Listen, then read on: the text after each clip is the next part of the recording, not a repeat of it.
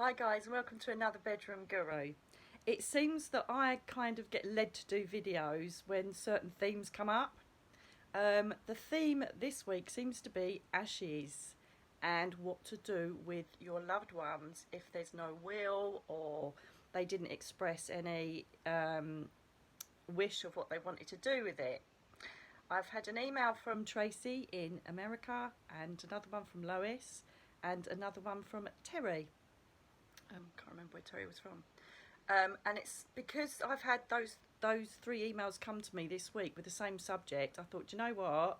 I think I'm going to address it in a video rather than write out all these emails. Funnily enough, there's also been a personal thing happening in my life with my mum's ashes. So I'm thinking, do you know what? I'm going to have a little chat about it and just put your minds to rest about what happens with emails. It's a bit wobbly, isn't it, today? So basically, this is what happens. You can see it's my head. Look like I've had my head cut off. Is that better? It's wobbling a bit, isn't it? Oh, anyway. It's a very, very sensitive subject, and I need to be brutally honest about what the spirit people think. Bearing in mind that I've been doing, well, pretty much my whole life, I've been connected with spirit people, but this contentious issue of ashes, or whether to cremate or whether to bury and all that kind of stuff, has been brought to me from the spirit world for the last 28 years, something like that, about what they think about what to do with their physical body. Now, if I take you back to my video ages ago about what happens to spirit people, or I mean what happens to the physical body after death, that they go up to the spirit world. Now, the thing you've got to remember is, and this is what it's really hard to understand down here as a human, is that when people go up there, they go through a transition and healing time. And basically that healing time, through Archangel Jeremiah and sometimes the Seraphim, releases them a lot from their human beliefs, their human thoughts and their human behaviours. So the more that it's almost like up there, they work at 1,000,000 miles an hour, in ratio to us grieving. Okay, so when oh my god, it's dropped now. See, it's really dodgy. I knew it was a bit wobbly. So basically, when they go up and have their healing transition and go through, turning from a human body with a spirit within to then pure spirit, they tend to get a very quick healing process. So when I give readings saying, oh my God, they're so happy, don't think that they're happy, I've left you behind and now I'm in utopia and having a great time. It's not that. It's that a lot of their human thoughts and fears and ego that were kept in the bottom part of the soul for us to reside on the earth plane diminishes. So when you talk to people, spirit people, and you ask how they pass, to them it's like a dim, distant memory. So if you can imagine them going through the agony of passing and being taken from you, it's just not sustainable. But because they're a pure human spirit, they're seeing the light. They know that they can come and visit us. They know that they can sit with us whenever they want. They can visit any family member. They can go to any place they want in spirit form. And because they've had this healing process, they don't feel the tear, the rip of loss like we do as much, because obviously they're up there and seeing the whole bigger picture. And because they see that they're now eternally living, they see human death as just a little step back home, whereas we see it as our loved one's gone forever and it's absolutely tears our heart to pieces.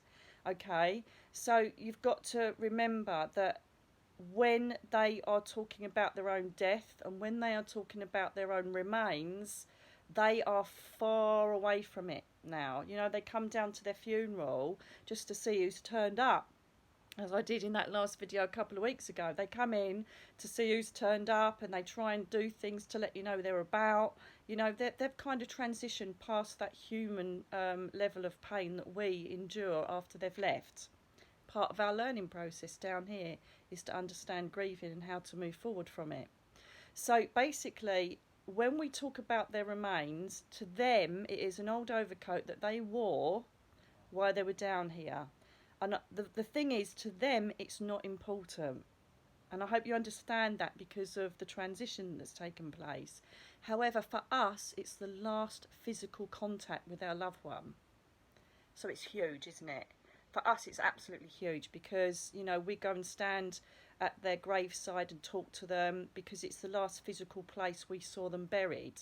Their body's there, so we have this massive physical connection to want to be there. If they've been cremated, then obviously we need to go and visit where their ashes are. And so they understand that, but to them, and this is the cruncher of all of it, they really haven't got a connection to that body anymore, and we do. Okay, so every single spirit person I've ever asked about, look, you know, you've got family in Scotland, you've got family in America, where do you want your ashes? They go, I really don't care. And it's not they don't care, it's that they have got no connection to that body anymore, like we do. Does that make sense? So basically, what their message is when they come through is, I only want you to do what makes you happy. Because they understand and know that their remains that they use to walk around the earth plane is more precious to us than them. So all they care about is what makes us happy. And the problem with that is that it can cause all sorts of nightmares, family rows and upsets, and what am I going to do? Where would he want to be? What would he prefer? And I've got exactly the same problem with my mum. She would refuse to talk about a bloody funeral. She refused to talk about where she wanted to end up. It's been a complete nightmare. So for God's sake, people, if you really want to express a wish of where you want to be, say it, just in case you get run over by a bus tomorrow, because it just saves a whole load of grief. And also we've got the people, they've got their mums, dads, brothers, sisters, sons, daughters just sitting under the bed or sitting on the mantelpiece, okay? And people say, oh no, you should move it, you should move it. This is all to do with grieving. Obviously some people can't even handle dealing with the ashes. So let's just talk about ashes, say that we're talking about a cremation for the time being, right? And you got the ashes and mum's sitting there or dad's sitting there next to you on an armchair in the bookshelf, and you're like, what am I going to do with it? Some people keep them because they get the comfort of knowing that, you know, mum's in the house. She's not, it's her remains, because her spirit is mostly sitting next to you having a cup of tea. But we've got to talk about the physical needs, the physical wants of connecting to the body of the person that you absolutely adored and is now gone. So I want to say to you, don't let anybody pressure you into what you should or shouldn't be doing. If you want to keep your dad next to your bed for the rest of your physical life, do it. No, it's not unhealthy. It's what you want. It's how you can cope, or what you want to do with those ashes. Okay? There's absolutely no problem in dipping into them, you know, if all the family agree, and splitting them. You know, one of the questions I've had is, what do we do? You know, we live here, but he was born here or he died here. What should we do? Do whatever you need to do to get through the grieving process. If it means splitting half the ashes, do it. I can't express to you enough that they really do not have any preference. They do, what I will say, it's this really hard question to try and answer.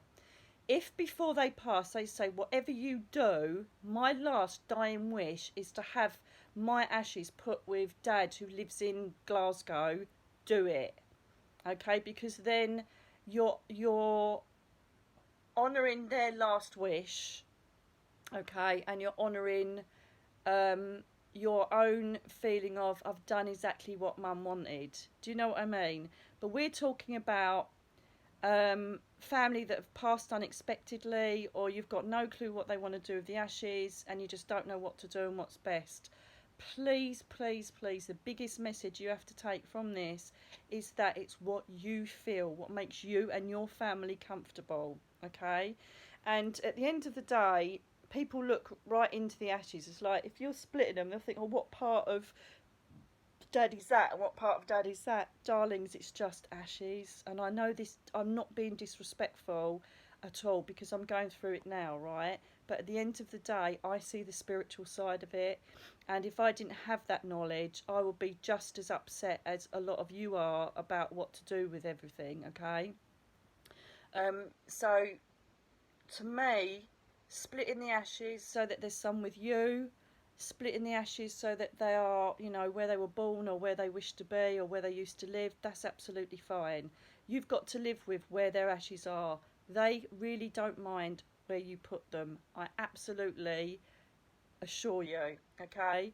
What we've done as well, which I think is a really good idea, is they do these things online, which are like hollow bracelets, and they're really pretty, and they've got lovely engravings in, like, you know, loving you in heaven or whatever they are, all those lovely little phrases that you get.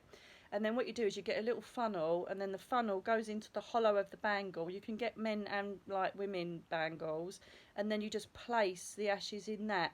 And to be honest with you, it's the cheapest version I've seen, because I did look at you know, turn it into glass and all that kind of thing, and it's bloody expensive, especially if there's a lot of siblings and lots of family members. Do you know what I mean?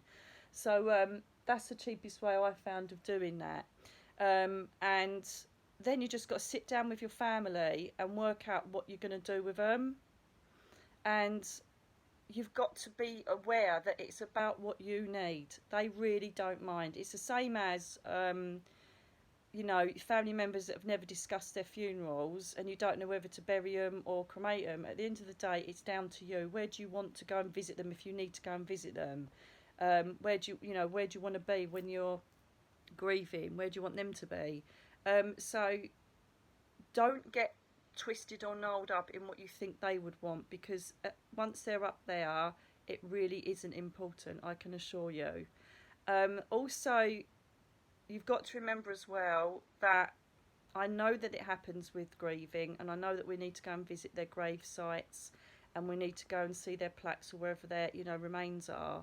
But again, after a healthy amount of grieving, where you're getting to a stage of acceptance, you know, I've seen people go to graves every single day, and their loved one's been gone 10 years. You know, that's not healthy. But you know what? If it makes them feel comfort, that's fine. But then I can't see them move on, you know, and perhaps create a new life that your loved ones would want if they're looking down and watching you. You've got to remember they're in your heart, they're in your mind, they're in your memories, but most importantly, they are physically a pure spirit, most probably sitting next to you right now. Whether you can feel them or not, they are around you. They don't want you sitting in a cold, empty graveyard day after day, where their remains are. So it's a very, very sensitive subject, and I don't want to sound callous or you know, that I haven't got any empathy with this, or that I'm feeling heartless and like it's all spiritual, it's all wonderful, so don't worry about the ashes. It's a massively important thing, massively important. But all I can say to you is, from the spirit side of things, they really don't mind what you do with their remains. They are so far away from that physical body now, because all they want to do is learn how to manifest their energy as best they can. They want to affect communication with you in every way they can, whether it's by visitation, by signs and synchronicity, or through a medium.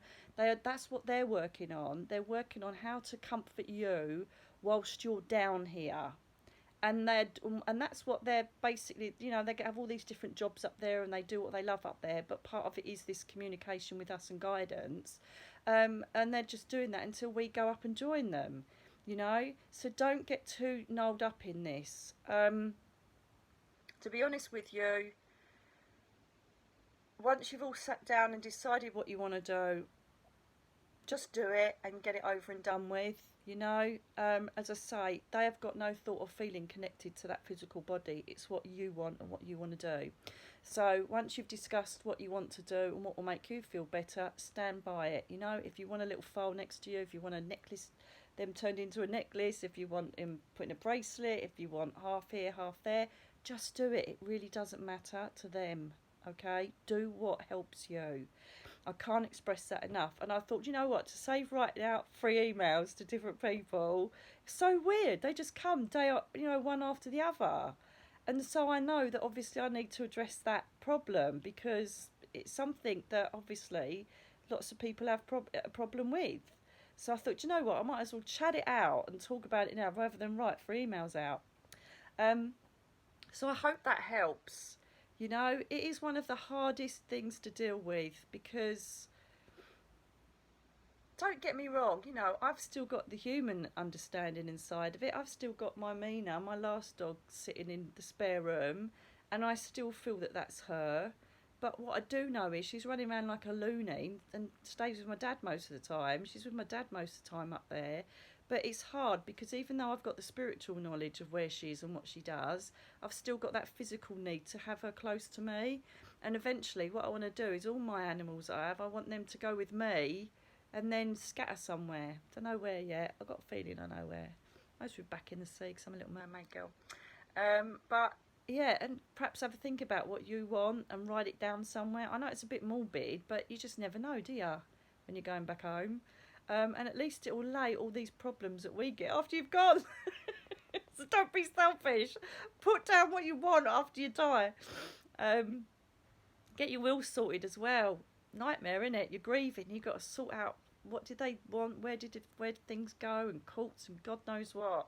So really, actually, it's given me a kick up the bum to do my funeral wish and to get my will updated, because at the moment, my will hasn't been done for about 20 years, and I've put no express wish. My friends and family kind of roughly know what I want, but I really need to write it down. So perhaps going on from decisions to be made with your loved one's remains, we talk about some really cheery stuff, don't we? Perhaps, if you haven't done it, especially if you've got kids and family, that depend on you, get your bum in gear and do a will and get your funeral wishes done. Because, as I say, do you know what? They really don't mind. It's funny because I did a reading yesterday and a beautiful girl come through, this lady come through, right? And she was so funny and so lovely. And she'd only been gone 2 weeks. And her funeral, I think, is next week or something.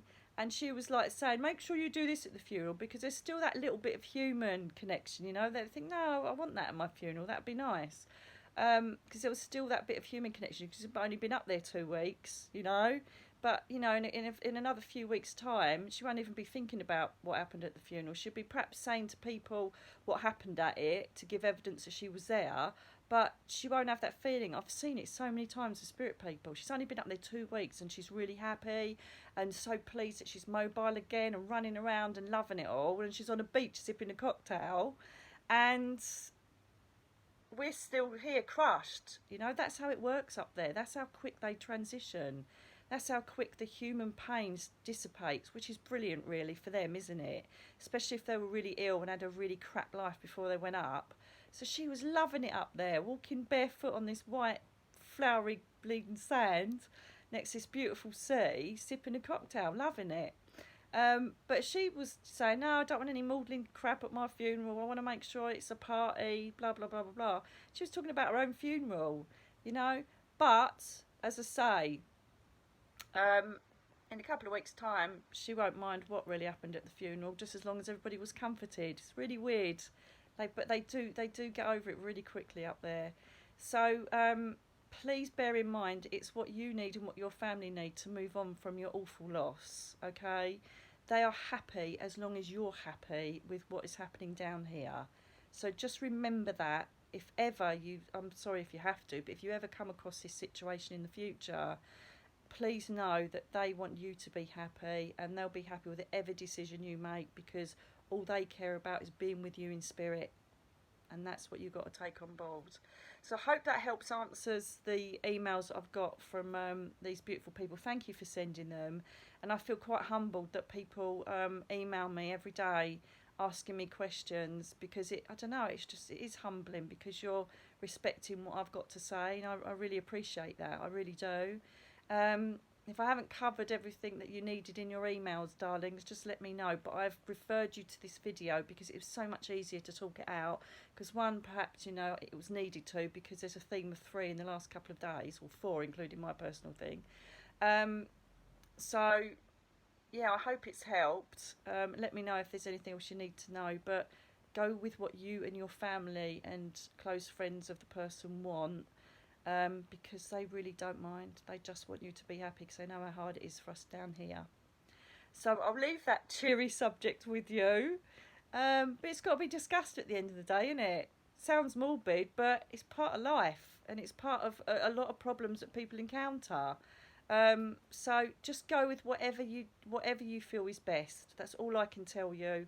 They are too busy sipping cocktails on beaches and making sure we're okay to worry about where the remains are, believe me.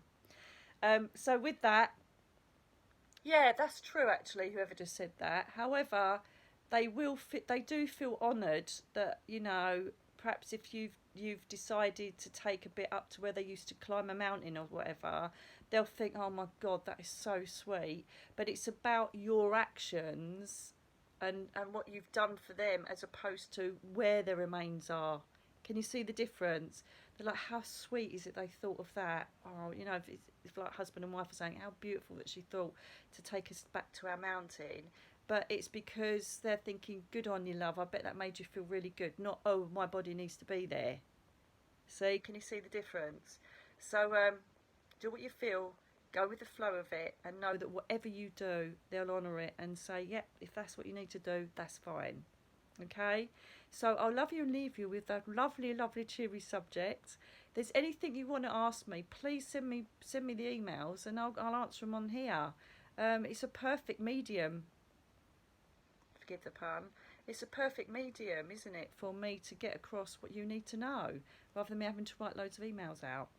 So yeah, anything that you need answers on, just send it up, and I can give you my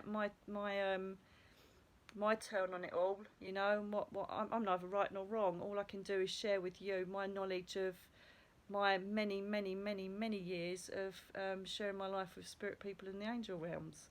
So I hope that helps. I'm sorry if you're actually going through that at the moment, or you will have to in the future. But this is what I'm here for, is to give you guidance on things that sometimes are really tough to talk about. And I don't mind talking about them. I'm like the angel of death. I was called that in the police, actually. Anyway, you take care, my darlings. And please, I always ask, if there's anybody that's going through this and you think that, you know, they'll benefit from seeing the video, just send it on. That's what I'm here for, is to help. And is anything else you need advice on, whether it's spiritual, paranormal, whatever it is, just send us a question and I'll answer it for you. So take care now, and I will see you again soon, which mostly will be soon because I'm in agony, laying in bed. I'm not in agony, it's just really sore today. So I think I'm going to have writing day, darlings. I feel like one of those romantic authors sitting there eating chocolates and writing my book. I'm not going to eat chocolates, no. I might have a cup of tea though. So you take care, and I'll see you on the next one. God bless. Bye.